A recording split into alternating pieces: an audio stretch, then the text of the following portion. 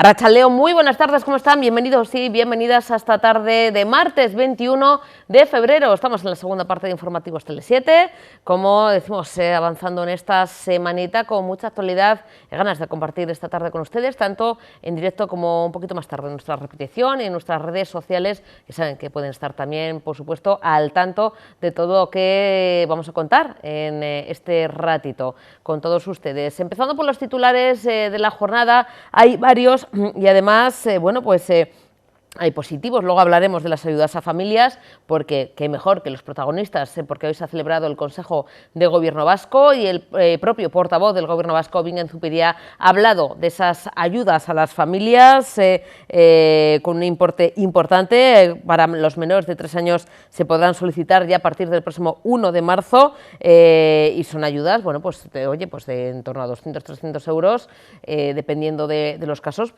Es una partida y una ayuda, que se agradece, que no va a solucionar la vida, pero que sí que se agradece.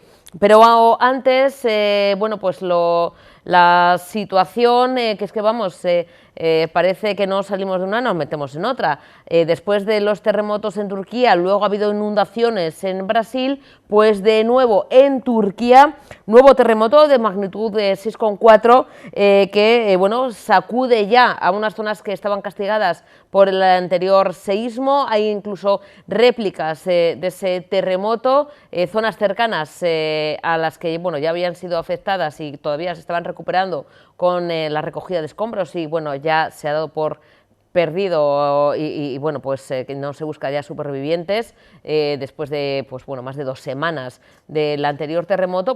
Hoy mismo se ha producido un nuevo seísmo, como decimos, magnitud 6,4. Hay muertos, hay bastantes heridos, pero son datos que nos van llegando poquito a poquito. No es del calibre del anterior, pero sí que preocupa porque es una zona cercana y parece que con las réplicas y con este nuevo terremoto la gente ya incluso duerme, pernocta en la propia calle con hogueras debido al frío, porque recordemos que también allí es invierno y no se fían, claro, evidentemente, decir, voy a estar en un edificio si luego se va a derrumbar, y están incluso pasando la noche y el día en la calle, con todo lo que ello conlleva y con problemas importantes también a nivel humanitario, problemas a la hora de alimentos, cuidados, etc. Nosotros, como siempre hablamos con diferentes ONGs y ya saben que hay toda la ayuda y todas los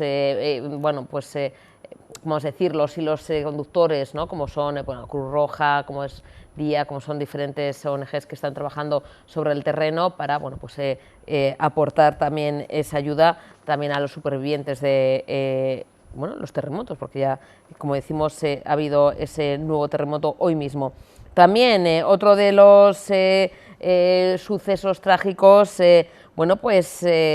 caía ayer mismo un hombre en un edificio que estaba en obras en la calle Jacinto Benavente, en Basauri. Al parecer, este hombre fallecido se precipitó tras una discusión con uno de los operarios. Fue ayer, en torno a las 10 menos cuarto de la mañana, cuando sucedía este terrible hecho. El hombre fallecía al caer del andamio en esa discusión y ha sido detenido. El operario, por homicidio imprudente, habrá que esclarecer, habrá que ver, pero en un principio ha sido detenido con relación a la muerte de este hombre, una persona mayor en Basauri, tras caer de ese andamio. Vamos con otras noticias, también de actualidad. Adiós a los controles de líquidos y portátiles. Ustedes siempre habrán escuchado lo de no podemos llevar ningún tipo de líquido, ni geles, ni champús, ni, por supuesto, bebidas. Nada se puede llevar en el avión, porque esto es totalmente ilegal, e incluso también aparatos móviles portátiles, y demás. Bueno, pues un nuevo escáner que va a llegar en un principio antes a unas zonas que en otras. En el caso de Madrid y Barcelona, AENA va a implantar un nuevo escáner, como decimos, para bueno, pues poder rastrear y poder, en lugar de evitar o prohibir, mejor dicho, el subir líquidos a bordo, pues con este nuevo escáner, con rayos X y que va a hacer esa imagen en 3D, pues permite que se pueda ver con toda claridad esos equipajes sin inspeccionarlos, sabrá qué líquido se lleva, si es simplemente una colonia, un champú o una botella de agua, sin tener que tirarlo en la basura del aeropuerto, porque no se pueden, recordemos, hasta ahora, a día de hoy, llevar esos líquidos. Bueno, será el año que viene, 2024, cuando llegue esta medida en Madrid y Barcelona. Tardaremos más aquí en Loiu, porque será en 2026. Tampoco entiendo yo mucho. Eso me gustaría que me lo explicara. A ver si nos podemos poner en contacto con responsables de AENA, porque en Madrid y Barcelona, en sus aeropuertos, será en 2024 cuando ya se pueda subir esos líquidos y el tema de los ordenadores portátiles y demás, que no se tenga que facturar, sino que se puedan subir en cabina, en el avión, pero en 2026 en Loiu. Bueno, pues igual tarda más en llegar la máquina o lo que sea. Bueno, pues seguiremos informando. También vamos a ver imágenes de la manifestación de hoy mismo a las 8:15 de la mañana en, bueno, pues, en los diferentes hospitales. En este caso vemos imágenes en las cercanías del hospital de Basurto. Los diferentes sindicatos, tanto SATSE Euskadi como ELA, como LAB, como el Sindicato Médico de Euskadi, Comisiones Obreras y UGT, se manifestaban, como decimos, en diferentes lugares, tanto también en Donosti como en otros ambulatorios. En este caso vemos imágenes del hospital de Basurto con, bueno, pues denunciando el hartazgo y el menosprecio, a sus palabras, de Osakidetza hacia la plantilla. Con la pancarta "Estamos hartas", se critica la nefasta, sus palabras, gestión de Osakidetza, con retrasos en la resolución de las ofertas de empleo público, falta de transparencia, una, a su juicio, lamentable gestión de las listas de contratación o la apuesta por la privatización. Ya les avanzamos que este mismo sábado, a partir de las 12 del mediodía, habrá una manifestación convocada por también todos los sindicatos que partirá del Sagrado Corazón, este sábado 12 del mediodía, desde el Sagrado Corazón de Bilbao, con la convocatoria y la presencia de todos los sindicatos, también para denunciar la situación, el hartazgo de los diferentes profesionales del sector sanitario.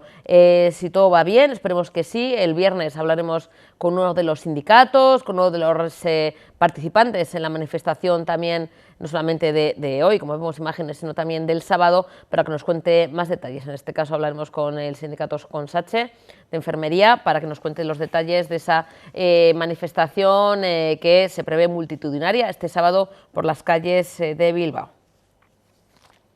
Bueno, y también en el tema, en este caso vamos al tema político, al plano político. Hoy se ha celebrado tanto el Consejo de Ministros y Ministras como el Consejo de Gobierno Vasco. En el caso del Consejo de Gobierno Vasco ha habido varios temas. Han estado presentes el portavoz del Gobierno vasco, Bingen Zupiria, y también el consejero de Seguridad, Josu Erkoreka. En el caso de Bingen Zupiria, el portavoz ha informado de esa aprobación hoy en ese Consejo de 110 millones de euros para las familias con hijos e hijas menores de 3 años que puedan recibir 2.400 euros al año por hijo o hija. Unas ayudas que se podrán sumar a las deducciones fiscales y a otro tipo de medidas ya impulsadas como la gratuidad, las haurreskolas o las ayudas a la conciliación. El propio Bingen Zupiria ha destacado que con esta medida el Gobierno vasco busca facilitar la crianza y crear las condiciones para que las familias vascas puedan adoptar la decisión de tener la descendencia que deseen en mejores condiciones económicas. Escuchamos esa importante partida y escuchamos al portavoz del Gobierno vasco, Bingen Zupiria. El Gobierno ha aprobado una dotación de 110 millones de euros para el año 2023 como ayuda para las familias con hijas e hijos menores de 3 años, de forma que cada familia podrá recibir 2.400 euros al año por hijo o hija. Estas ayudas se pueden sumar a las deducciones fiscales en vigor y a otro tipo de medidas ya impulsadas, como pueden ser la gratuidad de las Haurreskolak o las ayudas a la conciliación. El objetivo es el de mejorar el bienestar y la calidad de vida de las familias y mejorar los índices de natalidad que en nuestra comunidad están ofreciendo datos descendentes en los últimos años. Somos conscientes de la carga de gestión que va a conllevar canalizar estas ayudas y por ello se ha ampliado el equipo de trabajo que va a atender estas solicitudes en 60 personas. Calculamos que son unas 65.000 las personas que tendrán derecho a percibir las nuevas ayudas mensuales para la crianza y el mantenimiento de hijos e hijas, y somos también conscientes de que hay muchas familias esperando esta nueva ayuda. Existe el plazo a partir del 1 de marzo hasta octubre para presentar solicitudes y todas serán atendidas de forma que es una ayuda que llegará a todas las familias que la solicitan. Bueno, y también ha estado presente en esa rueda de prensa posterior al Consejo de Gobierno vasco el viceconsejero de Seguridad, Josu Erkoreka, donde pues ha hablado de ese incremento preocupante del uso de armas blancas y objetos peligrosos en el ámbito del ocio nocturno. Ha explicado que desde el Departamento de Seguridad están en contacto permanente con los representantes de la hostelería y además de los 3 territorios para precisamente trabajar en conjunto para abordar esta problemática que, como decimos, es algo casi constante los fines de semana, viernes, sábado e incluso domingo. Habla de dar una respuesta conjunta a la alarma desatada después de esos últimos incidentes, como decimos, que conlleva y engloba a los 3 territorios de la Comunidad Autónoma Vasca. Escuchamos al consejero de Seguridad, Josu Erkoreka. El reglamento de establecimientos de actividades recreativas y espectáculos públicos establece en su artículo 66, primero, que los establecimientos de ocio que tengan un aforo superior a 700 personas están obligadas a contar con seguridad privada, ¿no? Pero tiene un segundo apartado en el que habilita a la dirección de la Ertzaintza para adoptar resoluciones individualizadas que en atención a las circunstancias de seguridad que rodean a cada establecimiento se puedan establecer obligaciones específicas, singularizadas para contar con seguridad privada, ¿no? Entonces, hemos decidido que es más correcto, más preciso, más ajustado y que responde más efectivamente al desafío que estamos afrontando en relación con la presencia de armas blancas en algunos entornos vinculados al ocio, hacer uso de esta posibilidad que no modificar el reglamento bajando el umbral, reduciendo el umbral. Hemos tenido conversaciones con el sector y parece evidente que reducir el umbral de establecimientos obligados a contar con seguridad privada incluiría a establecimientos de muy diferente naturaleza y en muy diferente situación desde el punto de vista objetivo del riesgo que les afecta, ¿no? Del riesgo y de la seguridad, ¿no? Hemos optado, por tanto, por la fórmula prevista en el apartado segundo, que como antes decía, que lo que habilita es a la dirección de la Ertzaintza para adoptar resoluciones individualizadas, singularizadas, siempre descansando sobre datos objetivos relacionados con la seguridad para establecer esa obligatoriedad. Y, hay ya una resolución dictada en relación con una discoteca de Bilbao que se va a comunicar hoy mismo, con la discoteca Brutal, ¿no? Porque objetivamente hemos detectado que hay motivos objetivos, hay ilícitos administrativos y penales que se han producido en el entorno en número suficiente a lo largo del año 2022 como para justificar la adopción de una medida de esta naturaleza y vamos a seguir haciendo un estudio individualizado del resto de los establecimientos para que, allá donde se produzcan circunstancias objetivas de seguridad que justifiquen una adopción de una medida de este tipo, pues se pueda adoptar exactamente igual que acabamos de adoptar, ¿no? Y seguimos escuchando al consejero de Seguridad, Josu Erkoreka, que habla de la aprobación hoy en el Consejo de Gobierno vasco del proyecto de ley de los servicios de prevención, extinción de incendios y salvamento de Euskadi, una norma que regula uno de los servicios básicos esenciales del sistema vasco de atención de emergencias y Protección Civil. Esta normativa incluye por primera vez en una regulación específica medidas correctoras de la actual infrarrepresentación de las mujeres en las plantillas, igual que las ya establecidas para la Ertzaintza y las policías locales de Euskadi en la Ley Vasca de Policía. Vamos a escuchar sus palabras y la presentación de esta nueva ley. Se trata de una materia importante porque estos servicios constituyen uno de los servicios básicos y esenciales del Sistema Vasco de Atención de Emergencias y de Protección Civil, el único que hasta la fecha carecía de una ley específica y propia, porque disponen de ella los servicios policiales, disponen también de ella los servicios sanitarios, pero carecían de una ley específica y propia los servicios de prevención y extinción de incendios y salvamento. El mapa actual de los servicios de bomberos y bomberas es heterogéneo. Existen en Euskadi 26 parques de titularidad de 6 instituciones diferentes, las 3 capitales de territorio histórico y las 3 diputaciones forales. Con esta nueva norma avanzamos en la definición de un modelo coherente y cohesionado y en el establecimiento de un régimen estatutario común aplicable al conjunto de todo su personal. Para ello, elevamos de rango la Comisión Interinstitucional para los Servicios de Prevención y Extinción de Incendios y Salvamento, que se creó el año 2017 con una norma con rango de decreto, pero ahora adquiere ya rango de ley, un órgano colegiado y de carácter consultivo en el que estamos representadas todas las instituciones concernidas en la materia y también la asociación profesional más representativa del sector. Su cometido será, entre otros, homogeneizar los protocolos y métodos de trabajo, propiciar la homogenización de equipos y materiales a efectos de garantizar las condiciones idóneas para un trabajo coordinado mejor, estandarizar un modelo estadístico común para las intervenciones en incendios e impulsar acuerdos de colaboración entre unos y otros servicios de esta naturaleza.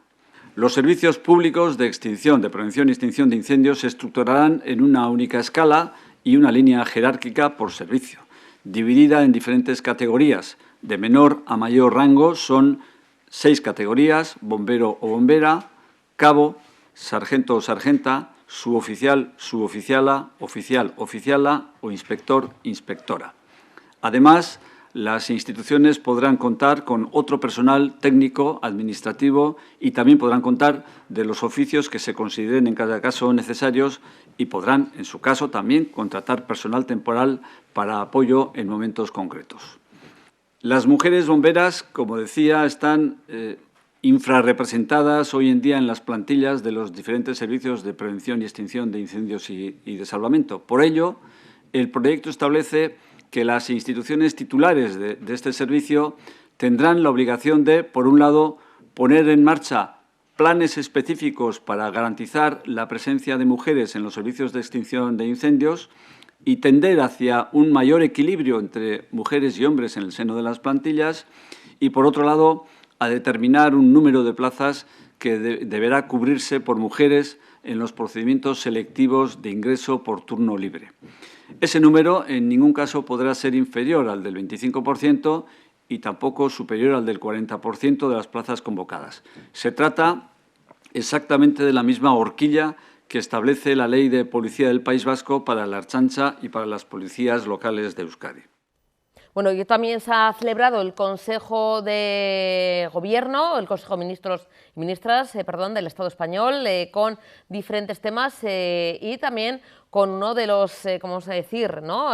Unas aprobaciones, un paquete de ayudas para los jóvenes estudiantes, unas becas que, bueno, pues impulsan, ¿no? El apoyo a, como decimos, a los más jóvenes para que puedan estudiar y que puedan emprender también un futuro pues, profesional prometedor. En este caso son una convocatoria de becas ambiciosa que se puede solicitar a partir del mes de marzo y que, bueno, pues los jóvenes estudiantes se pueden solicitar y que van a ser, bueno, pues un impulso importante, me imagino que también para su, como decimos, trayectoria futura profesional. Vamos a escuchar a la ministra de Educación, Pilar Alegría, que cuenta los detalles. Y desde luego ya les anuncio también que vamos a seguir mejorando con esta convocatoria y a partir del mes de marzo los estudiantes, los jóvenes de este país ya podrán presentar la solicitud de beca. durante el mes de marzo y durante el mes de abril. Los jóvenes, yo creo que es importante que ya tengan y guarden esta fecha, podrán presentar ya las solicitudes de becas para que durante el mes de septiembre, el mes de agosto y el mes de septiembre ya les podamos comunicar a todos los interesados si cumplen o no las condiciones y para que durante el último trimestre del año 2023 empiecen, por tanto, a percibir ya la cuantía de su beca. Por tanto, creo que esta inversión, como les digo, histórica, nunca hasta ahora se había invertido tanto en política de igualdad de oportunidades. Creo que es un claro compromiso del Gobierno de España por la igualdad de oportunidades y, sobre todo, por la educación de calidad para todos y para todas. Bueno, sin duda un impulso importante, una cuantía también que no se había dado hasta el momento, esa convocatoria de becas para los jóvenes estudiantes que pueden solicitar a partir del próximo mes de marzo. También en esa rueda de prensa posterior al Consejo de Ministros y Ministras ha estado presente María Jesús Montero, la ministra de Hacienda, que ha hablado precisamente también de la situación económica, de la situación complicada que bueno, pues estamos padeciendo todos y todas, pero también ha hablado de la necesidad de, bueno, pues remar un poco entre todos y se ha referido a esos beneficios del sector de la banca, de las energéticas, de ahí, bueno, pues ese gravamen para estos sectores, para beneficio de todos y todas, porque, bueno, pues esta crisis al final hay que sobrellevarla, como decimos, entre todos y todas, y también la banca y las energéticas, bueno, pues tienen que poner su granito de arena y va a ser un importante remanente de cara a las arcas públicas. Vamos a escucharla. Pidiendo a estos sectores que están obteniendo beneficios extraordinarios, bien por el precio de la energía o por el aumento de los tipos de interés que contribuyan para sufragar algunas de las medidas puestas en marcha para proteger al resto. ¿Y cuáles han sido estos beneficios que se han venido experimentando en los últimos meses? Yo creo que todos estamos viendo, porque son públicos, las cuentas de resultados que las grandes empresas de estos sectores están publicando y que durante esta semana también van a seguir ofreciendo. Por ejemplo, los grandes bancos españoles tuvieron más de 20.500 millones de beneficios en el año 2022, una cifra inédita. Si ponemos, por ejemplo, como comparación, los dos principales grupos bancarios españoles, su cifra de negocio se ha incrementado un 25% respecto al año anterior. En el caso de las compañías energéticas, los beneficios publicados por las principales compañías energéticas, algunos de ellos hasta el mes de septiembre, reflejan un incremento del 43%. Son casi 12.000 millones de euros de beneficios, insisto, solo con contabilidad de algunas hasta el mes de septiembre. Ese porcentaje, lo más probable es que aumente a medida que se conozcan los resultados de año completo.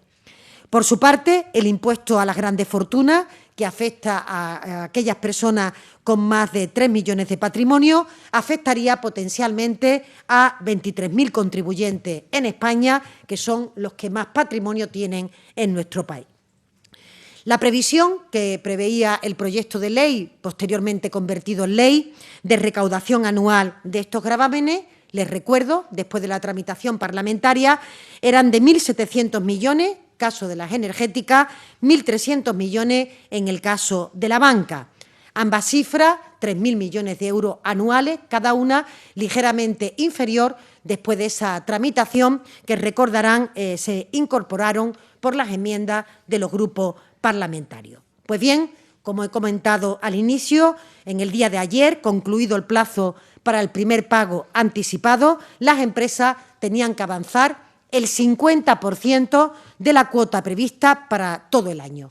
Y puedo decirle que los resultados son muy positivos. En concreto, el primer pago en el gravamen energético ha sumado 817,4 millones. En el caso de la banca, 637,1 millones.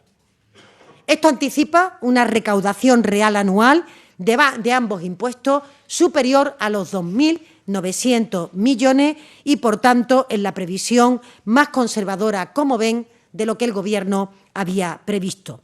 Estamos hablando de un grado de ejecución del 97% como mínimo.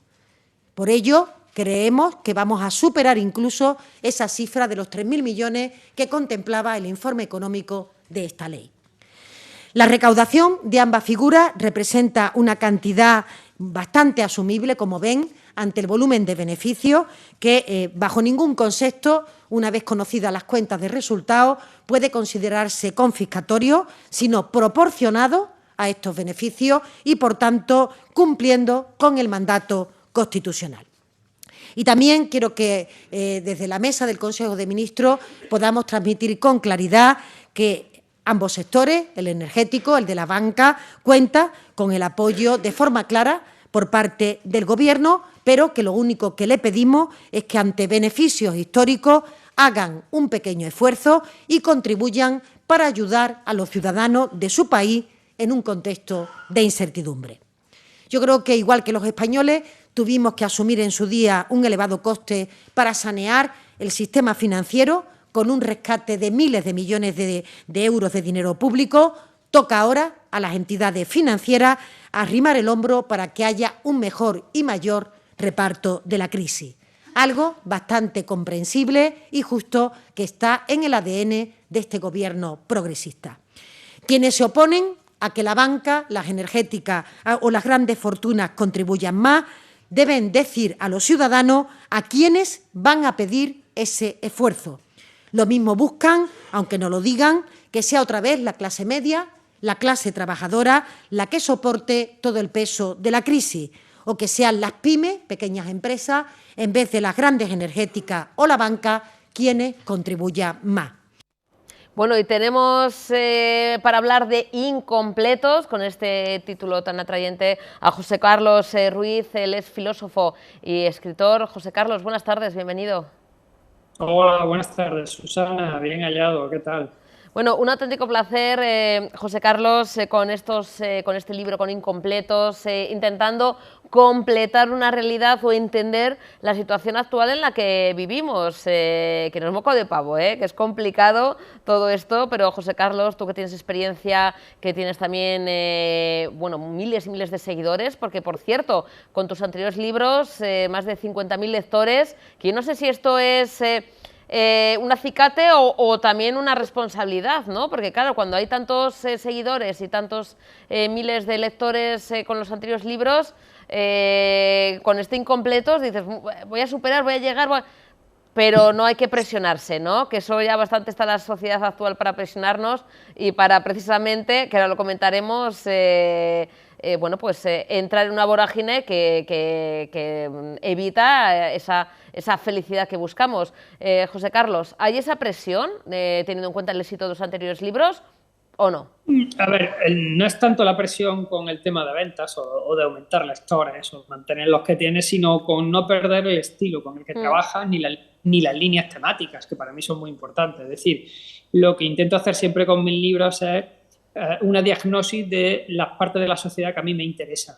Entonces, bueno, a medida que los libros han ido publicándose y los lectores se acercan a ellos, yo quiero pensar, es la idea que tengo de fondo, que ellos encuentran una especie de, pues eso, de diagnóstico bien referenciado, que se sienten interpelados en algunos temas, que ven líneas de peligro en otros. Entonces, bueno, este libro es una continuación de Filosofía ante el desánimo, que era el libro anterior, que había dejado temas pendientes como la elegancia o la posfelicidad o la indigencia mental, y quería pues terminar, ¿no?, ese análisis de lo contemporáneo a través de un libro que bueno, que he puesto sobre la mesa. Para mí ha sido un trabajo duro porque he tenido que pulir mucho el estilo, pero muy satisfactorio cuando he visto cómo ha quedado. Bueno, no perder esa identidad, José Carlos, que tienes, y fíjate que cuando yo comentaba, ¿no?, hay veces que, bueno, en mi entorno, ¿no?, pues mira, pues voy a hablar con José Carlos Ruiz, que es, bueno, escritor y filósofo, además es profesor de la Universidad ¿no?, de Córdoba, si no me equivoco. José Carlos, me decían, y fíjate, es lo primero, ¿cómo es el tema de la imagen? Me dicen, ¡jo, qué joven para ser filósofo! Yo no sé si piensa que los filósofos tienen que ir con toga y sandalias y vivir en la época, en la antigua Grecia. Es decir, claro, me hacía gracia, pero es algo, una imagen que bueno, pues me llevó y digo, mira, eso tengo que a José Carlos comentarle cuando decimos, bueno, pues voy a hablar con un escritor, un filósofo, piensan que no sé, que vais eso, con togas, sandalias y hablando del mundo y... A ver, la filosofía a día de hoy es una filosofía moderna y cercana, ¿no, José Carlos? Bueno, Begoña, ten en cuenta que es culpa nuestra, perdona Susana, es culpa nuestra que hayamos dejado esa rémora de imagen de que la filosofía es algo de viejos con sandalias y togas, como tú dices. Porque es verdad que no hemos acercado la filosofía a lo cotidiano en los últimos 250 años aproximadamente. Es decir, quizá Michel de Montaigne escribe los ensayos y los hace muy cercanos, pero a partir de ahí sigue estando el mundo de la academia con una terminología muy abstracta y tal. Entonces, claro, cuando me he puesto a publicar libros como El arte de pensar o Incompletos, este libro, una de las cosas que siempre he tenido muy claro es un lema que tiene Ortega y Gasset, que decía que la claridad es la cortesía del filósofo. Es decir, alguien que quiera acercarse con sus ideas a la gente tiene que ser cortés con su manera de entender el mundo, es decir, intentar que el estilo sea un estilo próximo. Y quizá por eso, bueno, pues tú te puedes sorprender o tus amigas se pueden sorprender un poco de la edad, ¿no? Pero créeme que todavía los hay más jóvenes que yo que también están publicando y le está yendo muy bien, porque yo creo que hay ahora una demanda social de comprender con un poco más de profundidad lo que nos está pasando como sociedad. Entonces se está acudiendo a la filosofía como un eje de referencial. Es que la filosofía es vida, la vida es filosofía. José Carlos, no hay que verlo como esa asignatura que quizá algunos recordamos, ¿no? En esa maravillosa selectividad, cuando nos tocaban los clásicos. José Carlos, centrado, ¿no?, en el día a día, ¿no? Hay que un poquito pararnos a pensar de qué está pasando, ver cómo en este libro, ¿no?, Incompletos, también te pones a analizar situaciones tan reales como es el que las personas nos fijamos tanto en los egos, en las pantallas, en las imágenes, en el qué dirán, que dejamos de lado el pensamiento crítico, ¿no? Antes estamos escuchando, ¿no?, los políticos que nos lanzan esos mensajes positivos, ¿no? Esto, ayudas, que es importantísimo, ayudas, medidas, pero claro, hay veces que hay que tener ese pensamiento crítico y ver también de dónde nos llegan los mensajes. Nos hemos acomodado demasiado, José Carlos, y depende también donde veamos, donde escuchemos. ¿Somos personas que nos creemos todo lo que nos cuentan? Mira, hay una cosa, Susana, que ya decía Kant en el siglo XVIII, o sea, que no es algo tan nuevo, ¿no? Y era que la gente es responsable de su minoría de edad intelectual. Es decir, que cada uno tiene ya cierta edad para saber qué cosas incorpora como algo verdadero o verosímil y qué cosas desecha. Y dice que cuando estás en una sociedad donde tú eres responsable de eso, lo sueles hacer o bien por cobardía, es decir, porque no tienes el arrojo de ponerte a pensar con tu propio criterio, aunque vaya en contra de la mayoría, o bien por pereza. Y yo creo que esta última parte es la que nos ha acomodado. Es decir, estamos en una sociedad donde la comodidad es una seña de identidad a la hora de evitar tener que enfrentar un pensamiento profundo, y es mucho más fácil que te den el código de conducta jerarquizado, ¿no?, de cómo se tienen que hacer las cosas, cuáles son los pasos a seguir, qué youtuber o qué influencer me va a dar su percepción en relativa sobre algo para que yo no tenga que llegar hacia ella, etcétera, etcétera. Entonces la pantalla, que tú has hablado de ella, la pantalla configura nuevas identidades si no te acercas a ella con criterio. Entonces, yo aquí abogo no solamente por un pensamiento crítico, del que tú ya has comentado, sino por elevar ese pensamiento crítico a la elegancia. Porque la elegancia, que viene del latín eligere, significa elegir. Entonces, un sujeto elegante o una idea elegante es aquella que está bien elegida, la que en el momento adecuado, en el contexto adecuado, saca, ¿no?, esa perfección absoluta. Y creo que estamos perdiendo esa posibilidad, la posibilidad de configurar una identidad elegante. Y esto, a medio plazo, pues pasa factura al sujeto, que se convierte en un indigente mental, en alguien que se da cuenta de que no tiene recursos intelectuales para salir de sus limitaciones, porque no ha trabajado ese análisis crítico, no ha sido educado bajo ese paradigma y al final recurre a otros, ya sea la autoayuda, el psicólogo y tal, para que le ayuden a organizar su propia vida, porque él es incapaz, se da cuenta, ¿no?, de esa indigencia mental.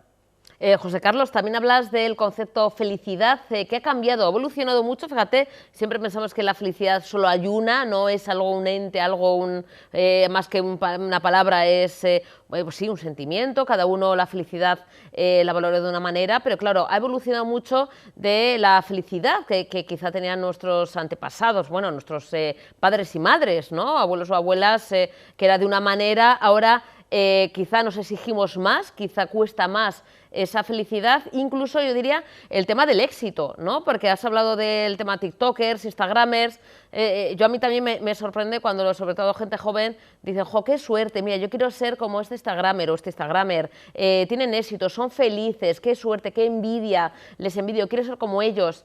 Claro, ahí es una imagen que nos transmiten en esos vídeos que duran X minutos, hay que saber lo que hay detrás, con lo cual el concepto felicidad, ¿cómo lo tratas aquí también en el libro, José Carlos?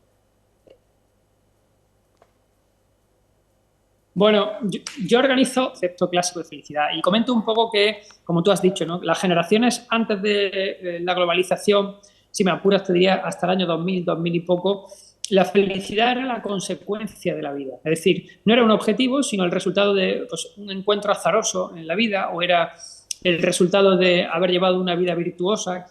Por ejemplo, Kant, ¿no? Kant, cuando intenta definir la felicidad, dice que es una alegría sostenida a lo largo del tiempo cuando actúas con cierta virtud. Es decir, cuando todos los días te acuestas y has intentado ser virtuoso, etcétera, etcétera, esa alegría que te da de saber que haces lo correcto, lo que debes, se compone como un criterio de felicidad.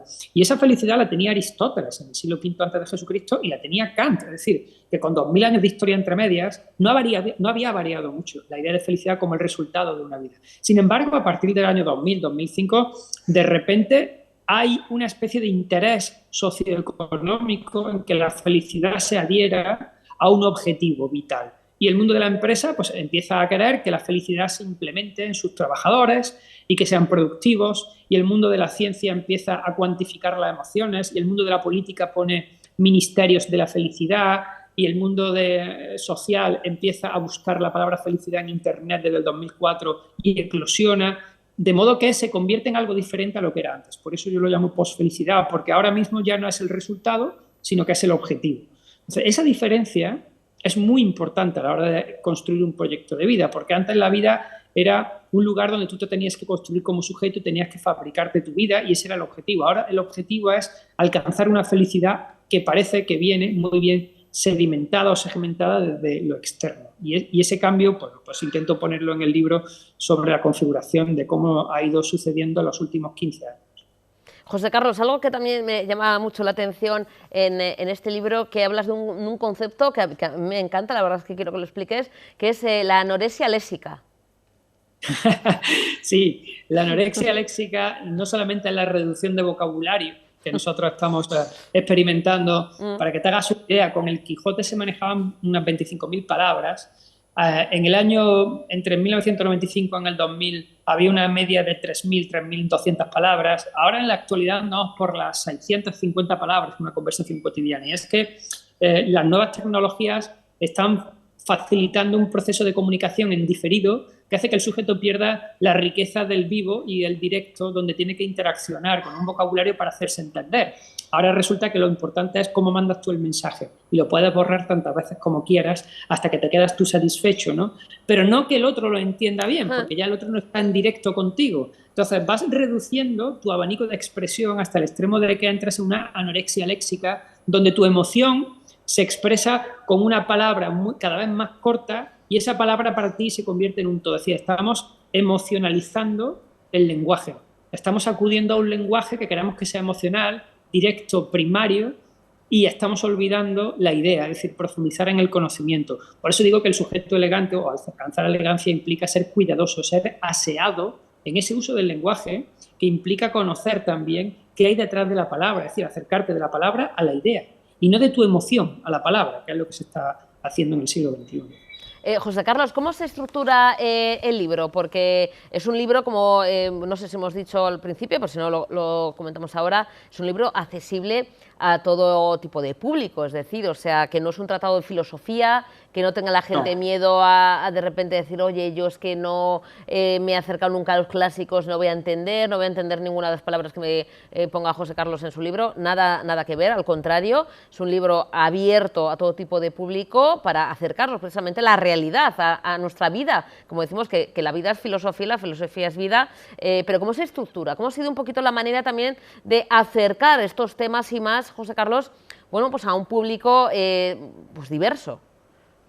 Pues mira, la estructura que he seguido ha sido que lo suelo trabajar mucho de lo concreto a lo genérico. Es decir, me voy a un caso concreto, a lo que hace mi hijo, a lo que hace mi alumno, a lo que hace mi compañera, voy mirando lo que va sucediendo y de ahí intento pensar por qué está haciendo lo que hace con una pantalla, por qué hace lo que hace vistiéndose como se viste, por qué cómo se educa, es decir, cómo está interpretando la educación. Y entonces voy haciendo el análisis hacia lo genérico, de manera que, bueno, tengo capítulos que hablan sobre vivir sin aliento. Hay un capítulo que lo titula así, que tiene mucho que ver con cómo se está modificando el concepto de velocidad en la actualidad y cómo eso condiciona tu manera de entender la vida. Como, por ejemplo, todo lo que no sea dinámico parece que ya no es apetecible y todo lo que no sea y todo lo que es estático es estético. Es decir, de repente está configurándose una nueva metodología del mundo basada en cosas muy concretas. Entonces, cada capítulo tiene ejemplos prácticos del día a día y por qué eso se puede convertir en un análisis filosófico utilizando expresiones de lo cotidiano. Es decir, no van a encontrar palabras raras, porque de hecho me he tirado 4 meses puliendo el vocabulario para que mi padre, que no lee filosofía y que no tiene estudios universitarios, cada capítulo que iba terminando se lo pasaba y si él lo entendía, entonces lo pasaba ya a la editora y decía, este capítulo está acabado, porque si mi padre lo ha entendido, lo puede entender cualquier lector, simplemente dedicándole un poquito de tiempo para subrayar. José Carlos, me imagino que ha habido ya firma de libros, encuentros con lectores, lectoras, incluso con los propios alumnos y alumnas, ¿no?, de la Universidad de Córdoba, donde imparte clases. ¿Qué te están comentando en esa también encuentro, en esas firmas de libros, en esas charlas? ¿Qué te comentan esos primeros lectores? Porque bueno, acaba de salir hace poquito, pero que ya me imagino que tendrás ya algunas opiniones, ¿no?, que te van llegando. Pues, hombre, lo más, te iba a decir, bonito y preocupante al mismo tiempo es que algunos lectores lo que más encuentran es una identidad casi simbiótica con lo que voy describiendo. Es decir, cuando yo hago una diagnosis en el libro sobre por qué estamos perdiendo la elegancia o por qué la ansiedad se está apoderando de tu idea de felicidad o por qué tienes que estar todo el día con una intensidad hiperactiva hacia todos los sitios o por qué esa sensación de incompletud, cuando hago la diagnosis, el lector que lo lee, al final me llega muy preocupado. De hecho, hoy he recibido 2 mensajes por privado de Twitter diciéndome la gente que se ha leído a lo mejor 3 capítulos que ha tenido que parar porque estaba sintiendo que estaba siendo reflejado y quería volver a empezar otra vez el capítulo 1, 2 y 3 para volver a comprender bien, ¿no?, lo que le está pasando. Es decir, a mí lo que me interesa de ese lector es que cuando lo lea o bien encuentre líneas donde él se siente identificado o bien comprenda que esas líneas pueden ser peligrosas para su identidad o pueden ser nutritivas, es decir, no tiene por qué ser todo negativo, porque de hecho hay propuestas de trabajo como la elegancia que me parece que alguien que la lea y entienda muy bien cómo se configura una vida elegante puede encontrar un atractivo en esa vida. Pero sí, ahora mismo el lector me está llegando preocupado. O sea, leen los libros y me están llegando con preocupación porque consideran que se han visto reflejados en muchos de los apartados que voy describiendo. José Carlos, ¿hay esperanza para el ser humano? Por favor, faltaría más. Claro que sí. O sea, el título es incompleto, pero el subtítulo te habla de una vida elegante. Es decir, yo creo que se puede trabajar con tiempo y siendo siempre alguien que tiene la categoría temporal del futuro a largo plazo muy fija, se puede trabajar muy bien ese modelo de vida. El problema es, como tú has dicho, es que en la pantalla todo lo que se consume es el resultado, pero no se ven los procesos. Entonces, cuando tú eliminas en una sociedad como la nuestra la conciencia del proceso, que han desaparecido porque en la pantalla solo ves el resultado final, consideras que si tú no consigues ese resultado rápido, estás fracasando, ¿no? Y se te olvida de que la persona que publica algo en una red social ha tenido un proceso del que tú desconoces el 99%. No sabes nada del antes y tampoco sabes nada del después.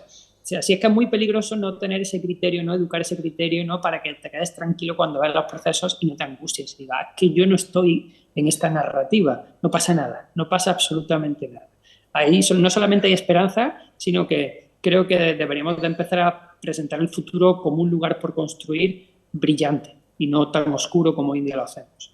Pues por ese futuro brillante y por este futuro también que hay que trabajar, o sea, este presente que hay que trabajarlo, y hay que, bueno, pico pala y disfrutarlo y también, bueno, pues trabajar en ese proceso de búsqueda de la felicidad, pero también, bueno, pues viviendo el presente, el carpe diem, ¿no?, que diría aquel. José Carlos, en eso estamos, estaremos con este libro muy bueno, disfrutando de él, leyéndolo y con ganas del siguiente, porque no sé si tienes pensado ya el siguiente libro, el siguiente asalto, o todavía te vas a dar un descanso. Toca descansar, no, toca descansar, porque he trabajado mucho en este libro para que quede como si fuese natural. Te voy a poner un ejemplo de elegancia. Cuando tú ves a Roger Federer jugar al tenis, te parece elegante, claro, y tú ves el revés que da y dices, joder, qué elegante, qué estilo y tal.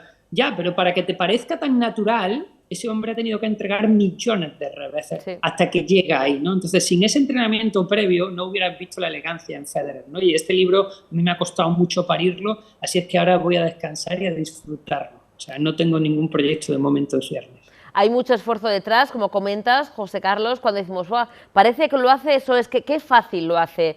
Ahí está el secreto, ¿no? El que parezca fácil para los demás, pero claro, hay un trabajo brutal y hay un esfuerzo importantísimo, como es el parir este libro, y muchos años, mucho trabajo detrás, que la gente no piense que uno se sienta, se pone a escribir y publica libros, pues eso, en un año un libro, o sea, es complicado, súper difícil. Así que, José Carlos, yo, aunque no sea con un tema de un libro, hablaremos de otras cosas, porque yo me quedo con ganas de seguir charlando contigo. Cualquier excusa es buena.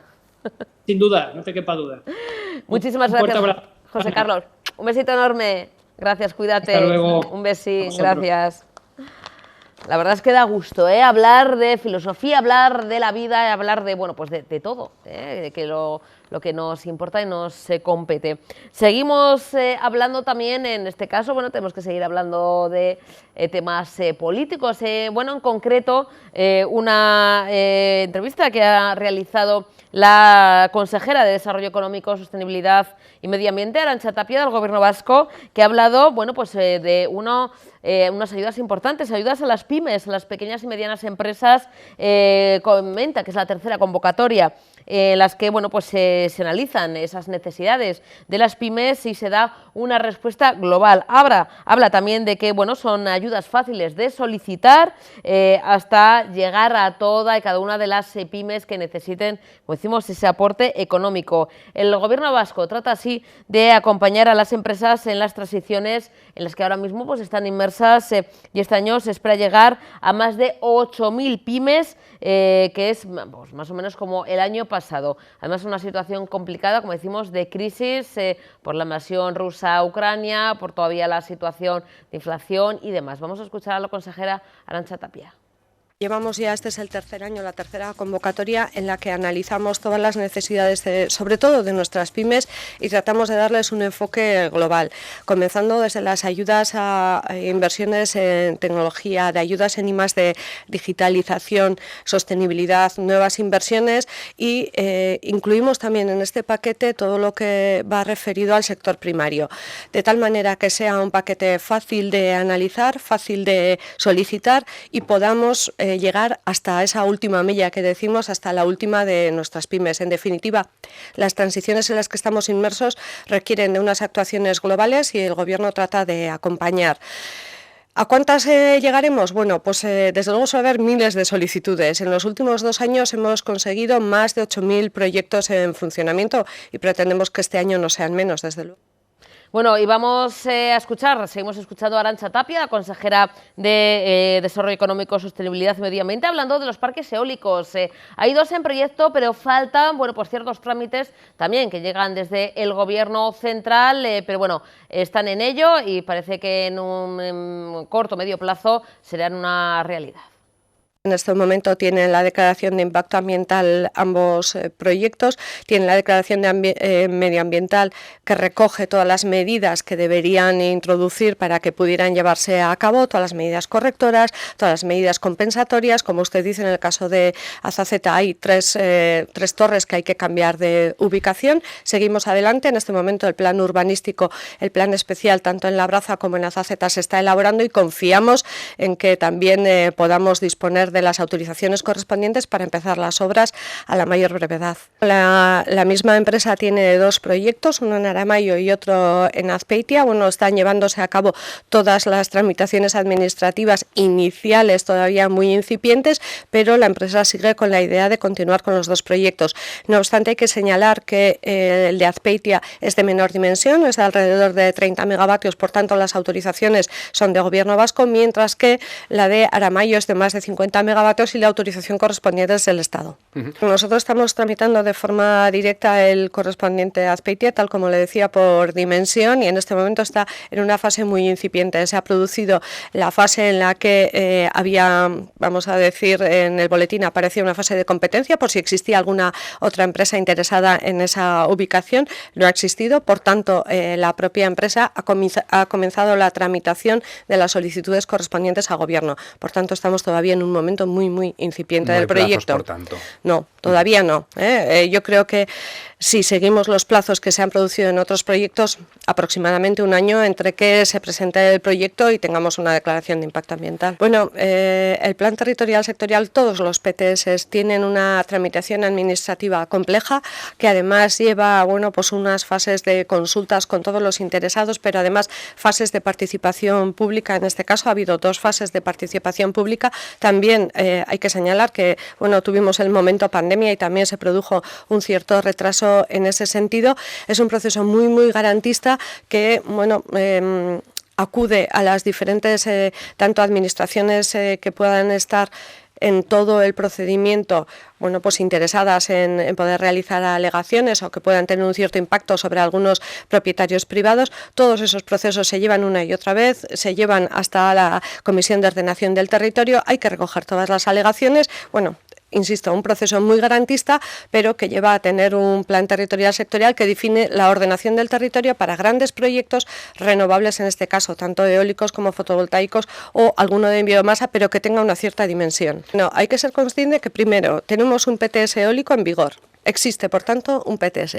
Tenemos planes territoriales sectoriales y planes territoriales parciales de ordenación del territorio de todo tipo. Además, tenemos las garantías de los planes generales de ordenación urbana de cada uno de los municipios. Por tanto, garantías existen todas, procesos administrativos complejos y, además, más dificultosos que si existiera este plan territorial sectorial de energías renovables, porque ahora el que tenemos es eólico solamente y no hace referencia a los fotovoltaicos, pero garantías todas desde todos los puntos de vista. No estamos trabajando sin garantías, todo lo contrario. Bueno, y tenemos en el plató de informativos Tele7 a Teresa Fernández, ya es concejala de Empleo y Promoción Económica y concejala de Acción Social, Mujer, Igualdad y Cooperación del Ayuntamiento de Sopela. Teresa, buenas tardes, bienvenida. Buenas tardes, muchas gracias.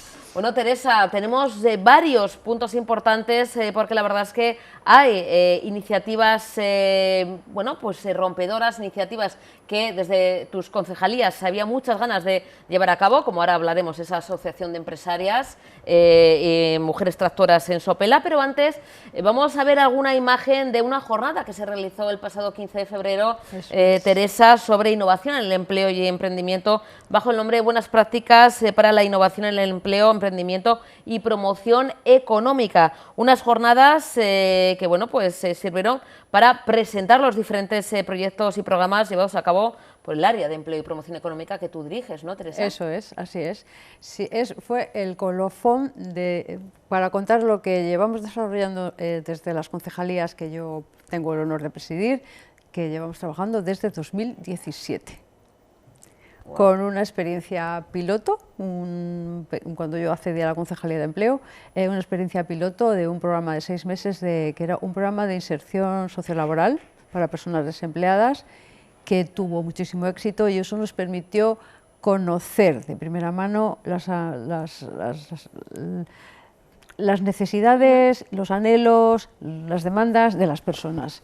Hoy en día ese programa piloto creció y tenemos un servicio de asesoramiento y tenemos ya 600 personas. Teresa, ¿cómo fue esa jornada? Porque bueno, fue una mañana entera en Kultur Etxea y hubo pues diferentes ponencias y diferentes participaciones, ¿no? Sí, bueno, sí. Consistió en sistematizar lo que se había venido haciendo, que en los distintos puntos hemos hecho formación para personas desempleadas en mejora de empleo, eso era por las mañanas, y por las tardes hacíamos encuentros para comercios y empresas, teniendo en cuenta que eran a mediodía, con pincho. ¡Ay, qué bueno! También al tiempo se hizo un estudio de mercado. Además, desarrollamos un programa dirigido a mujeres emprendedoras, Emakumeon, y también tuvimos formaciones en transformación digital y comunicación y prospección empresarial para empresas y negocios de Sopela. Hicimos programas de Sopela Networking para conocerse entre sí y finalmente un programa de asociacionismo y emprendimiento y buenas prácticas y herramientas digitales. Todo esto, más el trabajo que venía de atrás, culminó en un sueño, que para mí es un sueño que haya una asociación de mujeres empresarias de Sopela. El nombre de Ametsa es muy significativo porque significa sueño, es una palabra que eligieron, el logo lo eligieron ellas, el nombre es Asociación de Mujeres Emprendedoras y Tractoras de Sopela, Ametsa, y son mujeres que viven y trabajan en Sopela de distintos ámbitos, de distintos aspectos de las actividades que desarrollan. Y bueno, decir que desde el día de la presentación oficial ha duplicado el número de socias. Qué buena noticia, como comentas, Teresa, además, un auténtico sueño, algo que llevas trabajando, ¿no? Desde una de tus concejalías, precisamente el crear algo así, y es una realidad, por eso se cumple ese sueño, ¿no? Se cumple ese sueño, y lo hice desde la Concejalía de Empleo, pero es que está íntimamente ligado a mi otra concejalía, a la Concejalía de Igualdad. O sea, hay que tener, mira, mañana concretamente es el Día Internacional Europeo de Lucha contra las Diferencias Salariales. O sea, la brecha salarial entre mujeres y hombres sigue. Hoy hemos sabido de primera mano del Observatorio Vasco de Emprendimiento que ya en Euskadi emprenden más las mujeres que los hombres. Y también hemos repasado cómo las dificultades que tienen las mujeres, a pesar de que emprenden más, por el hecho de ser mujeres, el acceso a la financiación, etcétera, etcétera. Bueno, pues todas esas cuestiones se han puesto sobre la mesa y ha llevado a la creación de esta asociación que generará red y les dará empoderamiento y potencial a la hora pues, de solicitar financiación, a la hora de crear proyectos en común, porque hay de materias completamente distintas, desde una tienda de mascotas hasta una arquitecta, hasta una profesora que tiene una academia de inglés, hay otra que hace jardines comestibles, bosques comestibles, o sea, que hay una panoplia de especialidades que bueno, yo estoy orgullosísima. Todas, además, ejerciendo esa actividad, emprendiendo en Sopela, Teresa, y bueno, pues nacía en esa jornada, se presentaba, ¿no? Vamos a decir de manera oficial, como comentas, han pasado muy poquitos días, desde el pasado 15 de febrero, se ha duplicado. Se ha duplicado. Es decir, no sé si os esperabais, ¿no?, esa buena respuesta. Hombre, yo como soy de natural optimista, yo no esperaba tan pronto, pero sí, o sea, ya muy poquito, es claro. Que se ha corrido la voz, o sea, se ha corrido la voz. A ver, la gente es reticente un poco en participar en determinadas actividades del ayuntamiento, de cualquier cosa, porque no tienen tiempo, porque la que tiene un negocio además tiene niños, porque por distintas cuestiones, pero una vez que se acercan, luego sí que son altavoces de lo que hacemos, y eso es el boca a boca, y al final, pues bueno, pues ahí están, están encantadas ellas, estamos felices y bueno, esto no se va a quedar aquí, esto solo es un hito en el largo camino que desde 2017 empecé. esto, si los electores quieren, sí, seguirá. Hacia adelante, Teresa. Además, hablabas de el tema de la brecha salarial, del techo de cristal. Ha habido otra jornada, también hace un par de meses, un poquito más, donde se trataba precisamente, ¿no?, ese techo de cristal, el que muchas veces, teniendo las mismas capacidades, por supuesto, o más, y emprendiendo mucho más, tenemos ese techo de cristal, algo que nos impide el llegar a esa igualdad real salarial. Teresa, ¿cómo fue esa jornada? ¿Cómo se está tratando también el tema del techo de cristal? Pues intentando estrategias y habilidades y herramientas para conseguir romperlos, porque además de los techos de cristal hay otras cuestiones que nos impiden romper ese techo de cristal, que es un término que se llama suelos pegajosos, cosas que nos impiden a las mujeres romper ese techo de cristal. Y con los suelos pegajosos se interpreta cuestiones que se nos atribuyen a las mujeres por el hecho de ser mujeres. Se supone que si el niño se te pone malo, lo tienes que llevar tú al pediatra. O si hay una avería en la casa y tienes que esperar al fontanero, es la mujer. También toca. Pues, o sea, parece mentira que en el siglo XXI todavía se nos atribuyan roles a las mujeres que no se les atribuyen a los hombres.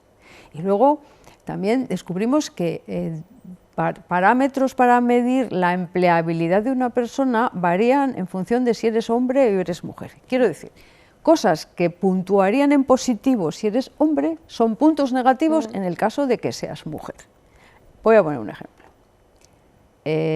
Mujer soltera, dice, bien, no tiene obligaciones familiares, vale, puede ser.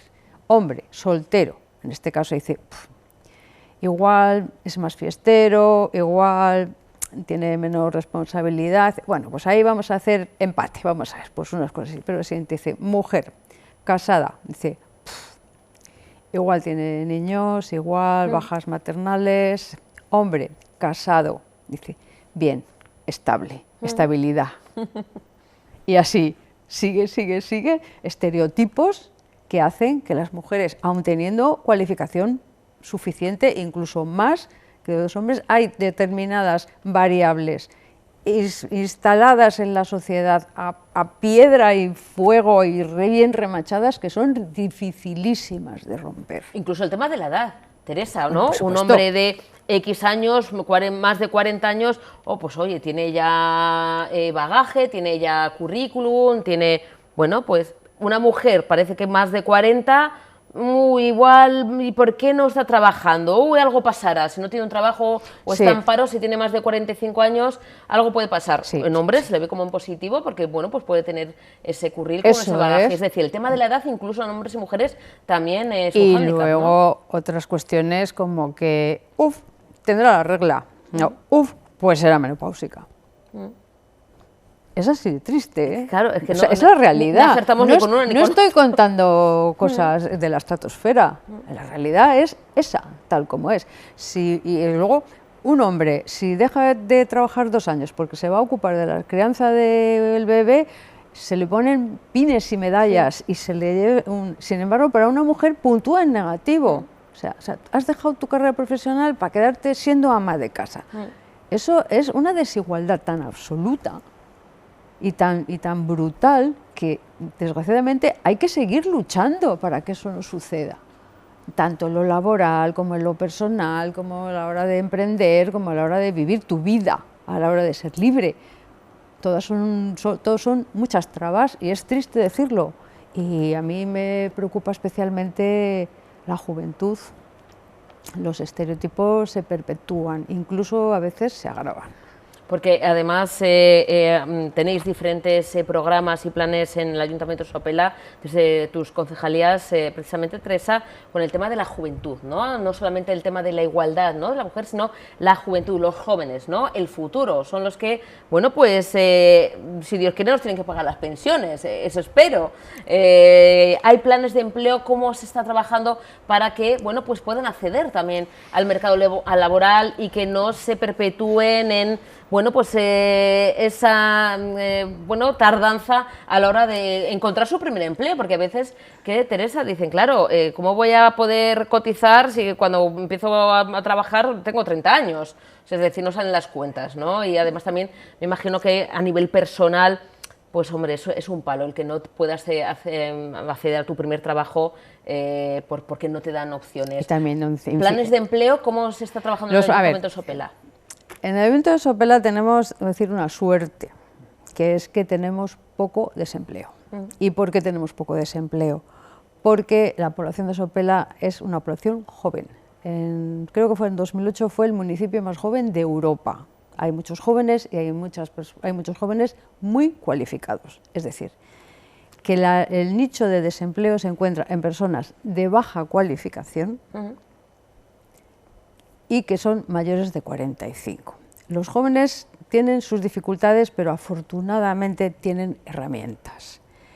Herramientas formativas que se dan desde todas las instituciones, o sea, desde el propio Lanbide hasta la Diputación, hasta casi todos tienen carreras universitarias y si no tienen una formación que les permite insertarse en el mercado laboral. Eso, ¿qué otras dificultades tienen para quedarse en Sopela? Que la vivienda es inaccesible y se nos va el talento. Ay, qué pena.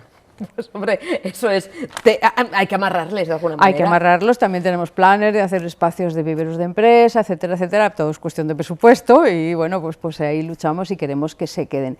Y no obstante, hay muchos jóvenes emprendedores en Sopela, es decir, a mí que haya un parado ya me parece mucho, pero nuestro índice de paro es muy pequeño, de hecho, entre 16 y 64 años, la franja en edad de trabajar, estamos en un 6,8% de desempleo, que es prácticamente en desempleo estructural. O sea, el que me preocupa mucho las personas jóvenes o mayores que no tienen cualificaciones, que son muy difíciles de insertar. Entonces, pues a ellos les damos formación, les damos oportunidades de adquirir destrezas, les atendemos personalmente para hacerles itinerarios de empleo, itinerarios formativos, para eso les derivamos, por eso tenemos nuestro servicio de orientación, al margen de los que tiene Lanbide o los de Arguincha, porque a las personas les gusta ir a su ayuntamiento, les gusta ir a su pueblo y que le atiendan, y ya te digo, tenemos 600 personas inscritas y bueno, ayudamos también, que me siento muy orgullosa de eso, hemos sido el primer municipio de Euskadi con un servicio de atención de personas migradas municipal y ya tenemos 100. Es decir, porque estas personas tienen además de los problemas que tenemos cualquiera, pues unos no tienen trabajo, otros tienen problemas con los hijos o lo que sea, tienen otros problemas añadidos, una cultura diferente, a veces idioma mal, o bien tienen problemas de carácter administrativo, burocrático, como convalidar una titulación, problemas jurídicos, etc. Y desde allí tenemos una persona con capacidad jurídica que les atiende, les ayuda desde cualquier cosa. Y también, entre ellos también emprenden. O sea, intentamos el arraigo, intentamos que no se vayan, que no se vaya nadie, queremos que la gente esté en Sope, que en Sopela sea un municipio atractivo, que lo es y mucho, cierto, mucho para quedarse a trabajar y a desarrollar y a hacer sociedad. O sea, las empresas generan no solo potencial económico, generan sociedad, generan convivencia. Y creo que yo lucho por ello, por la igualdad, por el emprendimiento, por la consolidación del empleo, por la riqueza, que todo eso lleva al bienestar de todos y todas, que es por lo que yo desde luego trabajo. O sea, mi diario personal, mi ideología personal me lleva a eso, a trabajar por las personas vulnerables y para que las que no están en situación de vulnerabilidad emerjan y generen riqueza para los que no tienen. Y eso solo se genera a base de impuestos, como todos sabemos. Y trabajando en duro. Trabajando en las diferentes áreas de las diferentes concejalías, Teresa, y bueno, pues apostando, como comentas, porque la gente se quede en Sopela, o la que llega se quede también en Sopela.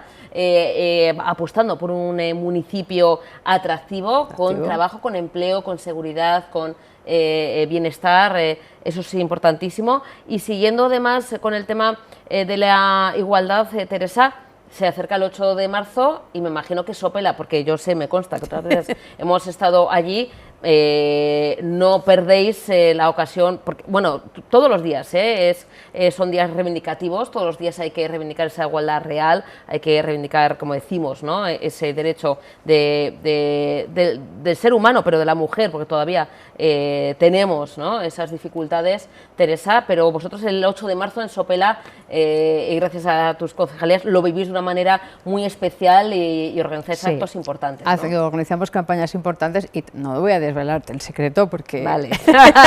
Lo que puedas contar, sin hacer, como dicen los jóvenes, sin hacer spoilers. Hasta aquí puedo leer, voy a decir que sí, tenemos una campaña que creo que va a ser muy impactante, con testimonios de 4 mujeres relevantes de distintos ámbitos, desde el ámbito de la universidad, desde el ámbito de la empresa, desde incluso la presidenta de la Asociación de Mujeres Empresarias, que es del campo de la arquitectura, en fin, testimonios en directo. Y bueno, espero que nos visitéis. Sí, será el propio 8 de marzo, Teresa. Haremos el día 6 la presentación. Y bueno, allí se mostrará lo que estamos trabajando. Precisamente venimos de allí de trabajar en la campaña. Será impactante como casi todo lo que vamos haciendo. No sé si te has enterado últimamente que hemos tenido una contra la ludopatía. Sí, con el autotest. Eso es, que lo mostramos aquí además en Tele7, Teresa, son campañas muy potentes y muy pegadas al día a día, a lo actual, porque nos preocupan los jóvenes también. Claro. Es qué manera de hacerlo que mejor con un código QR, ¿no? Efectivamente, porque es que las cifras, si las has leído, son estremecedoras. Es que los chicos y las chavalas... Cada vez más jóvenes, además. Cada vez más jóvenes. O sea, tienen el acceso a un dispositivo desde que tienen 7 años en muchos casos. Entonces, eso les permite, con tristeza lo digo, acceder al porno y a juegos de azar. Y los algoritmos tienen trucos para hacerte caer. Sí. Y cuando una mente está todavía sin consolidar, es mucho más fácil. Y además, pues un euro no es nada. Pero es que eso te lleva a una adicción tremenda. Y eso también trabajamos con los colegios y los institutos. Tenemos prevención de adicciones. La verdad es que hacéis campañas muy, muy potentes, que siempre mostramos, Teresa, que nos abrís las puertas de Sopela, del ayuntamiento, del municipio, y siempre nos encanta estar allí y mostrar todas esas actividades, esos programas. Así que nos vemos dentro de poco porque estamos pendientes, El 6 la presentación, el 8 será esa campaña que nunca nos perdemos y que, Teresa, siempre es importante celebrar y reivindicar todos los días, pero bueno, vamos a concretar en el 8 de marzo nuestro día. Ese día es nuestro día, el día de la reivindicación. No confundir, porque antiguamente el 8 de marzo era el Día de la Mujer Trabajadora. Yo lo recuerdo con espanto. Es verdad, sí, siempre se decía y eso. Recuerdo que en una manifestación que yo estaba en Madrid por el 8 de marzo vino una periodista o un periodista a preguntarme ¿y cómo, qué le ha movido a usted, a ti, a venir a reivindicar el Día de la Mujer Trabajadora? Y dije, disculpe, el Día de la Mujer Trabajadora es el 1 de mayo, como el de todos los trabajadores. Claro. Esto es el Día de la Mujer. Incluso pedí cita a un senador que había presentado una declaración institucional sobre el Día de la Mujer Trabajadora y le dije que hicieran el favor de no volverlo a hacer. Es que el Día Internacional de la Mujer Trabajadora, bueno, aparte que es todos los días, eso pero si hay que celebrar el Día del Trabajo, es el 1 de mayo, claro. Y allí son hombres y mujeres, o lo que quieran ser, hombres y mujeres, y ahí vamos, esa es la verdadera igualdad, sí. Todos somos iguales, no tenemos por qué tener un día especial. Además, lo de mujer trabajadora es como trabajadora, eso ya presupone porque trabajamos, vamos... dentro de casa, fuera de casa... Claro, claro, no hace falta trabajar en un empleo remunerado. Las mujeres, bueno, es más, en el hogar se trabaja muchísimo. Y la verdad es que es el Día del Trabajo, el 1 de mayo, el 8 de marzo. Solamente los hombres que comparten tareas de hogar en igualdad se dan cuenta del trabajo doméstico. Yo estoy trabajando no en ello, remunerado. Bueno, yo tengo suerte, creo que... Yo no, a ver, también tengo suerte, sí. Pero él se encarga más de lo gastronómico. es el cocinillas de la casa. Cocina, cenas, cocinas, desayunos, estupendo. todo. O sea, que también así me Oye, estoy poniendo cada uno con sus gustos, sus habilidades, hay que repartir. Sí, le voy a apuntar a un programa de estos. Seguro que tú te encargas de otras gestiones que él no haría. La verdad es que sí, hay pues reparto. Hay que tender a eso, a que hombres claro. y mujeres, repito, entiendan eso. Hombres y mujeres que entiendan eso, que el hogar es de los dos y los hijos son de los dos. También. Y las mascotas de los dos. Bueno, también, que ya también, son que familia. nosotros repartimos también a que también la son pequeña. familia, las mascotas. Exactamente. Y bueno, pues eso. Por cierto, hablando de familia, Sorionak, no voy a contar más, que no me lo has dicho en petit comité, pero Sorionak, Teresa. Pues estoy feliz. Sorionak. Teresa, un placer, nos vemos dentro Por de poquito, supuesto que dentro sí. de ese 8 de marzo, en esa campaña del Día Internacional de la Mujer, en el Ayuntamiento de Sopela, que siempre nos recibís Allí con los tenéis, brazos abiertos. no es vuestra casa. Lo mismo, y esta es la vuestra, es que ricasco, Es que Teresa, ricasco. gracias. Continuamos en Informativos Tele7 y es un placer pues, recibir amigos de esta casa, de Tele7 Radio 7, porque dentro de un ratito estarán con nuestro compañero José Ignacio Pinto en la radio, en Radio 7, nuestro queridísimo Mentón de Fogarte. Y chicos, buenas tardes, Arratsaldeon. Arratsaldeon. Bueno, estáis muy formalitos, no sé si estáis ahí como nerviosos del estreno, porque Rata de Dos Patas se estrena en Spotify el... suena así un poco tarde, el 23 de febrero. 23F. 23F, madre mía, bueno, es una fecha bonita para sacar el single. Rata de Dos Patas, Gorka, este título, ¿a qué se refiere? La canción está, hay una, ¿no? La de Paquita, la del barrio creo que es la de... Que es la que también canta al desamor, ¿no? Sí, como sí. vosotros hacéis un saquirazo. Sí, bueno, a ver, Shakirazos se han hecho toda la vida. Yo creo que Shakira sí que ha sido... No es nuevo, ¿no? Cantar al desamor o a la venganza, esto Gorka es más antiguo que el Paso Doble. Esto es de toda la vida, está claro. Sí que es verdad que en el caso de estos yo creo que como eran muy conocidos y luego... Normalmente estas cosas se suelen hacer con un poco con metáforas y tal, que ya se ven, joder, ¿quién hablará y tal? En el caso de bueno, son Shakira metáforas, al final habla un Twingo, un Casio, no sí, no eso es, sí, dice casi sus nombres, pero bueno, mamá. Y sin casi. Sin casi, ¿no? Y sin casi. Nosotros nuestra canción realmente no está dirigida, es como alguien al que le ponen los cuernos, pero es peor todavía, bueno, sí que está hecha en clave de humor, pero es peor todavía porque no va dirigida a la persona que te pone los cuernos, sino al tercero, lo cual es más lamentable sí, todavía. Que es un poco como la de Hombres G de Sufre Mamón, sí, ¿no? Eso es. Que siempre yo he pensado, pero bueno, ¿qué culpa tiene él, no? ¿Qué culpa tiene el mamón, no? Que es un mamón, sí, es un mamón. Sí, se le pero dice, bueno, pero no se va la chica, ¿no? Claro, aquí las responsabilidades son de los dos. Claro, ese tercero en discordia, que en este caso, bueno, sufre la ira, entre comillas, vuestra, porque sí que es en clave de humor. Contanos un poquito, ¿cómo surge el tema, cómo ha sido grabado, porque ahora mismo estamos comentando que cambian un poquito las tornas a la hora de presentar, ¿no?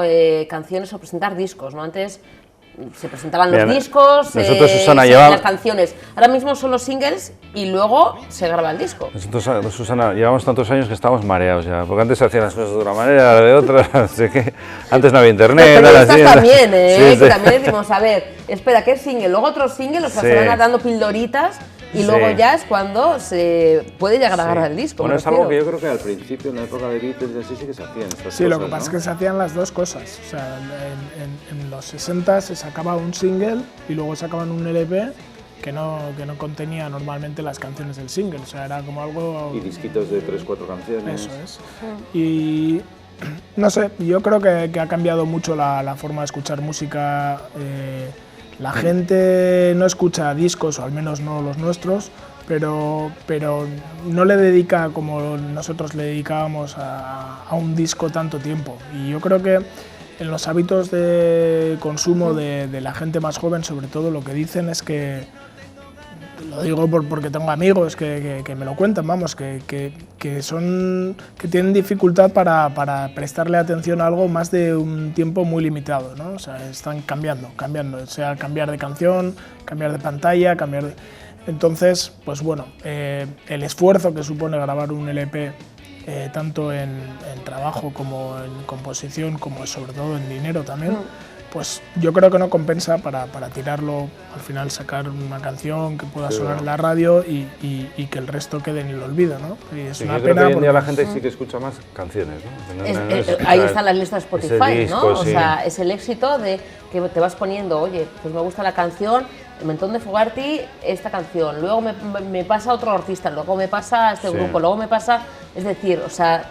Sí. El consumo antes la manera de escuchar, ¿no? yo creo que era diferente, ¿no? Con los que se compraban los discos y era como un artículo de lujo y yo qué sé, lo cogías, lo abrías en casa, te lo escuchabas entero, pero igual, te gustaban unas, otras te entraban más había tarde. Más tiempo, otras, es decir, o sea, antes igual había otra manera eso es de consumir música que quizá ahora, ¿no? O sí, mira, que vamos más rápido. Fíjate, ahora diciéndolo, eso de algunas canciones te entraban más tarde, es verdad, había discos que igual los escuchabas y a la primera escucha pues te gustaban la 1 y la 4, y a la segunda, las 6 y las 7 aparecían y al final las dos que más te gustan eran las de dos eso, últimas. gracias a eso, un disco te duraba años. O sea, yo me pasa, no sé, un disco de 18 canciones o 15 canciones, me da igual, de repente, después de mucho tiempo machacándolo, oye, igual te habías cansado un poco de las más conocidas y te empezaba a encantar la número 12.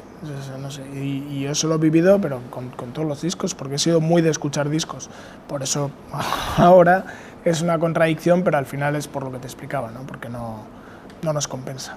Jo, yo me acuerdo, yo creo que os lo he contado, los pobres chicos del Mentón dirán, esta siempre, la abuela Cebolleta cuenta lo mismo, pero es que me pasó y eso fue algo, yo siempre he sido de discos también, bueno, yo me gusta mucho, bueno, Udor, Hot Chili Peppers y demás, y siempre ha sido de comprar los CDs, bueno, CDs, vinilos en algún momento, si es algo muy concreto. Cassette. Cassette, bueno, cassette, ahora ahí estamos, cassette, yo me voy haciendo la moderna, pero no, cassette y demás, de grupos, y yo me acuerdo que compré el disco de Blur, y porque me gustaba mucho, tal, pero me pasó que compré el disco y con todos los respetos por Damon Albarn y el grupo, bueno, pues de entonces, que la primera canción, la segunda, o sea, 2 temas, el resto... Claro. Entonces, claro, ahí me fue con mis poquitos años que dije, bueno, no sé cuántos tendría, que dices, pues fíjate, o sea, sí, son 2 muy buenos, que son los que petaban, los que salían, pero el resto yo los vi con mi edad, con mi visión, como de complemento. Estabas tú ya adelantando lo que iba a pasar. pasar. Yo digo, yo estaba mirando ya en la lista de Spotify, digo yo, me hago un mix. Claro, ya eso pasa, ¿no? Muchas veces ya ha sido, yo creo que lo que ha ido en esta evolución, ¿no? Yo creo que es un fiel reflejo también de los tiempos que estamos viviendo, que son tiempos de todo es muy rápido, todo es para ayer, no hay mucho consumo, pero consumo y desecho, ¿no? O sea, del mismo modo que cuando, no sé, bueno, igual es mucho aventurarse, ¿no? Pero no existía. Yo, no sé, de chaval no me compraba 15 camisetas, una para cada fin de semana y comprabas tal. 13. Eso, si acaso. No, iba a decir, pero luego ya, cuando ya vinieron algunas tiendas así más de consumo, pues un poco más baratas y tal, sí que le pegábamos bien, pero creo que, no sé, luego me duraban años esas camisetas, no sé cómo decirte. Al final me parece que en general estamos en un mundo en el que queremos consumo inmediato. Y te lo meten un poco, ¿no? ¿No os habéis fijado a veces que vas a las tiendas y hay una música que es como... Sí.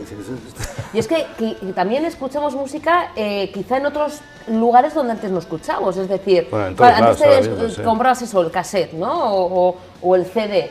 Y yo me acuerdo de ponerme el cassette y escuchármelo en casa, tranquilamente, pues estudiando en la uni o yo qué sé, o cuando te estás preparando para salir un rato. Claro, ahora la gente se escucha cuando va un rato o antes de ir a trabajar o antes de... O sea, todo como más rápido, o sea, no te da tiempo a escuchar un cassette y hay gente ni un CD. Y hay gente que para las grandes marcas se dedica a esto y no ponen una música así aleatoria, un hilo musical, sino que saben la música que tienen que poner para el propósito que tienen, o sea, que es como que se nos meten dentro del cerebro. Normalmente saben la que tienen que poner para que no vaya yo.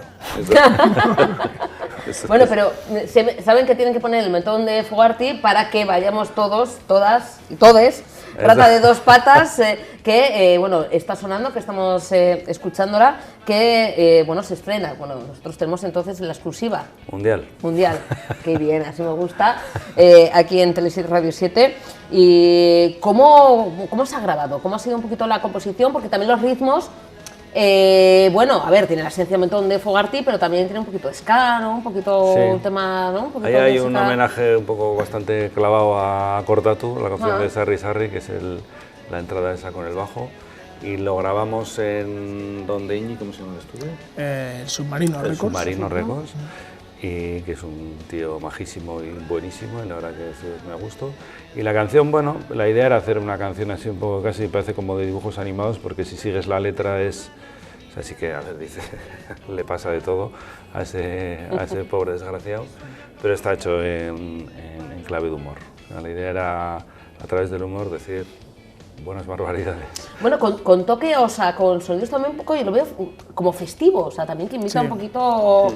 Sí, la verdad que al movimiento, ¿no? No la habíamos pegado al ska pues desde que éramos muy jovencitos y hacíamos cosas un poco sin ningún tipo de tabú, que podíamos mezclar ska con cualquier cosa.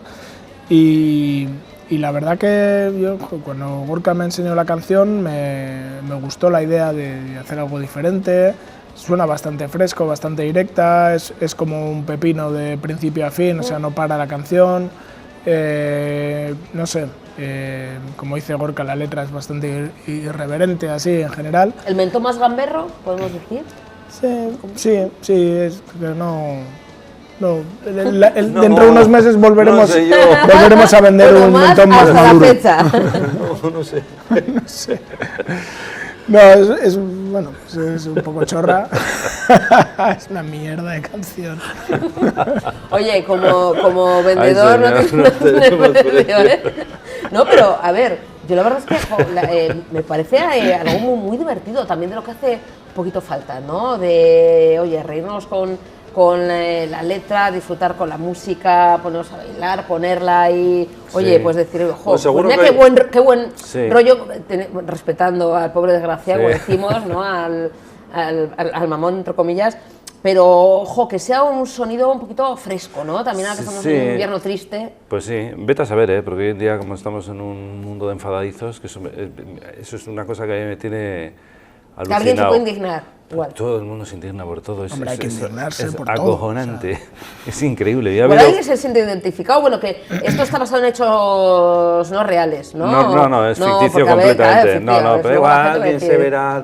No sé. Ahora empieza la canción como el chico este que es el pisador de manguera, es el médico. Es un curapupas. Entonces, igual la asociación de médicos puede decir que es el curapupa, no está bien. Vete a saber. Claro, bueno, ahora hay que tener mucho cuidadito. Ostras, pero eso es una cosa increíble de hoy en día, ¿eh? Hay una censura increíble que antes no había. Desde que surge el mentón de Fogarty hace, no sé, yo tenía 5 años, vosotros ya no sé cuántos, no, es broma, es broma, que bueno, llevan tiempo, pero que son súper jóvenes.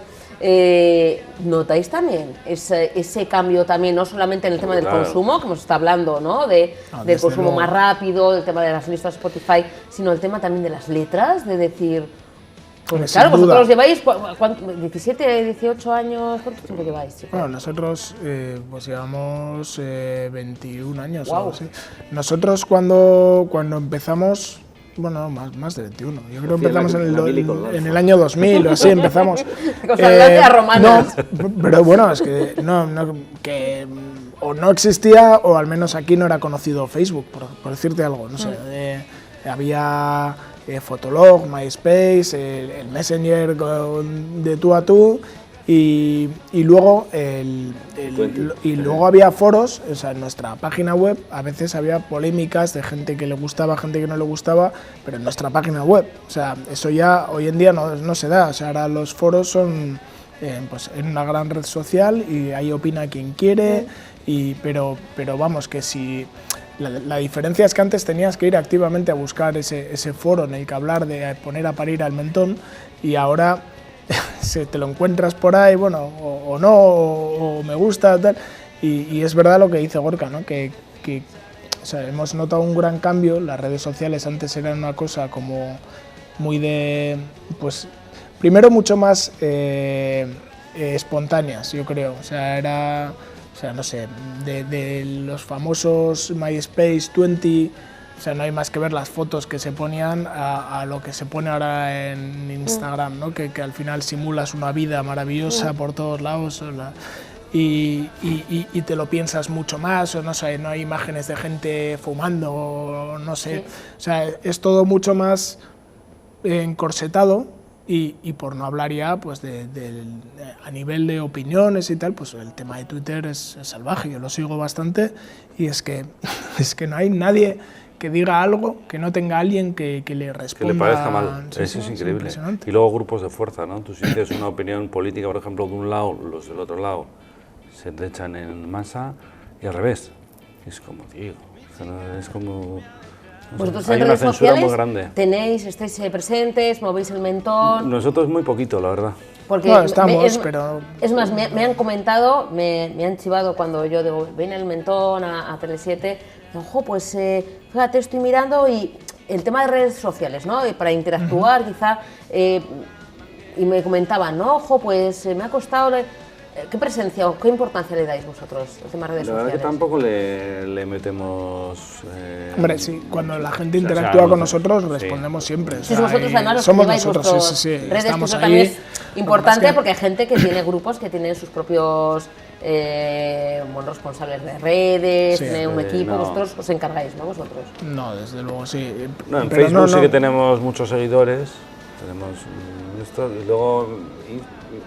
Instagram. Sí, pero es que nosotros tampoco somos muy activos generando movimientos, entonces es que pues, si tú no te mueves, pues la gente no te sigue, ¿no? Entonces... Estamos intentando volver a eso de antes, que cuando no sabías nada de tu cantante favorito, tu escritor favorito, es como que te daba morbo y tal, y ahora hoy en día a través de las redes sociales sí, pierde el misterio, le ves todo el día y dices, este tío es un normal, desayunando, qué coñazo, yendo no sé dónde, al final dices, publican tanto, si ¿no? Antes te imaginabas esas vidas como, seguro que es increíble, y luego es un desgraciado como todos, o sea.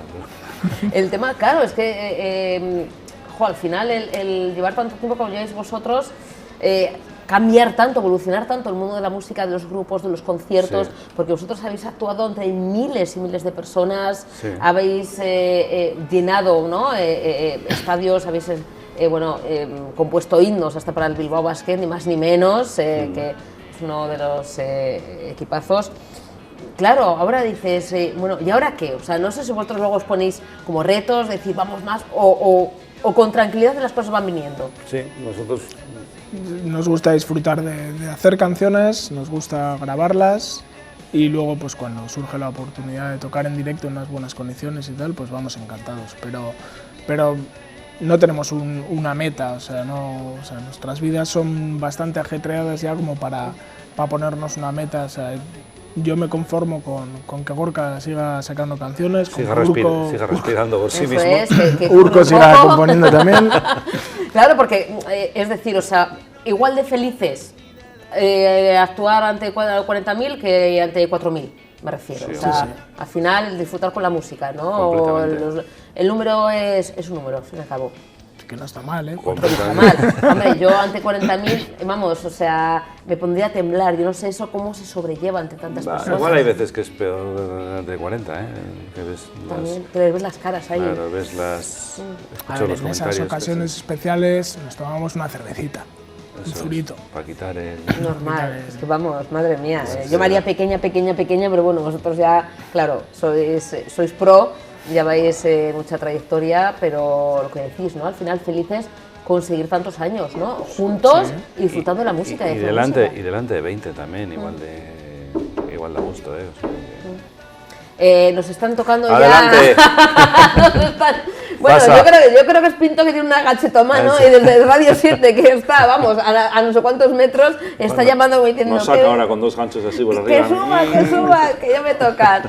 Chicos, que viva el mentón. Muchas la verdad gracias, es que Susana. esta rata de dos patas nos va a hacer, pues eso, bailar, disfrutar, reírnos y, oye, ponernos un poquito de energía, de chute importante con buena música del Mentón. Bueno, y seguiremos informando porque habrá más singles. Seguro. Y más adelante ese disco, que espero que también nos contéis aquí los detalles. Y cuando queráis, pues esta es vuestra casa, ya lo sabéis. Muchas gracias. Muchas gracias. Agur. Gracias. Agur, agur. En un ratito está el Mentón con José Ignacio Pinto en Radio 7. Mañana nosotros estaremos también con vosotros, con todos ustedes, como siempre aquí en Informativos 37. Besín, agur.